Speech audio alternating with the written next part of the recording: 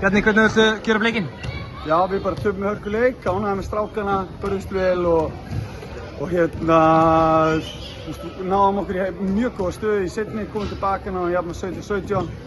Þá missum við aðeins tökið, missum við aðeins fram úr okkur, Bernhard dettur út, riðlaði aðeins sóknarleiknum en við vorum svo fast í sóknarlega eiginlega allan leikinn. Það lá eiginlega þar hjá okkur og það er þá bara ekki taktískt hjá þjálfaranum sem þarf að skoða.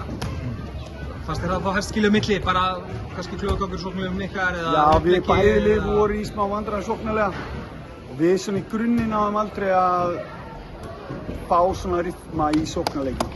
Svo voru þeir að stoppa okkur mikið í hraðaplöpin, þannig að og hlaup í kistlunar okkar og svona, þannig að náðu að grepa það svolítið þannig.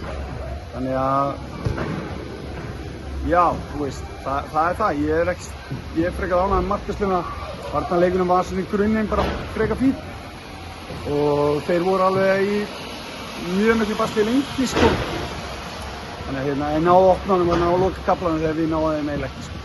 Það var að sjá það eftir á Akureyri, þú áttir nokkuð mörg góð ár hérna fyrir norðan. Já. Hvernig finnst þér að spila hérna? Bara gaman að koma norður. Mér þykir bara vænt það að vera hér og fólkið hérna og svona. Þannig að það er góð tilfinning að koma en það er eiginlega alltaf súrt að tapa.